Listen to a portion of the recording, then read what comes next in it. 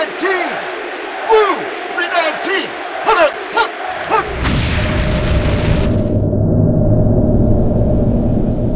Hey, tip-ups are a great way to get out there and cover some water and increase your chances of catching fish. But there are some basics that we have to know, Tom. Let's start out with the line.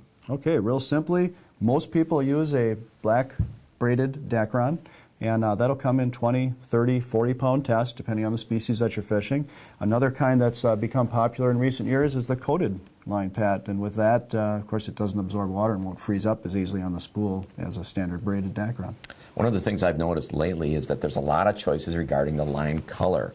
What is that all about? Well, yeah, there are, and one of the more popular ones after black is sand. If you're fishing in clear water or a sand bottom, it's a great way to help kind of camouflage your line a little bit more.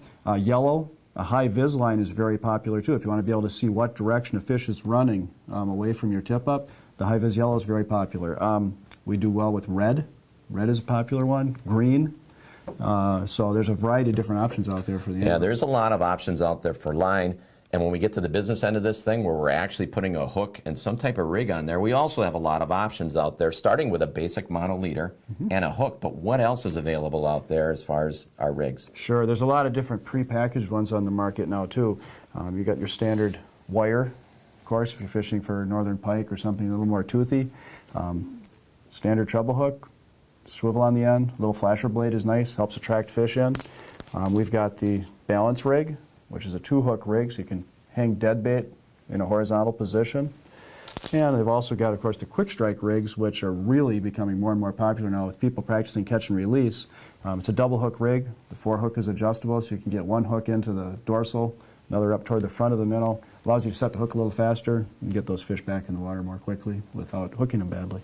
Now, finally, I've noticed that it's good to use a marker on the line. There's a variety of markers out there.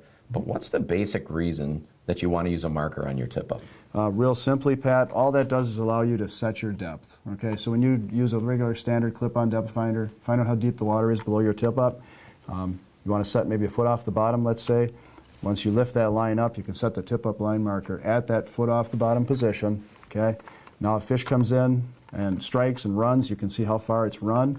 And also, after you catch that fish, you can get set back up to the same depth where you were in that primary strike zone and caught the Yep, previous important fish. to get back and repeat where you had success. Tip-ups are a Exactly. great way to get out there and cover a lot of water and increase your chances of catching more fish.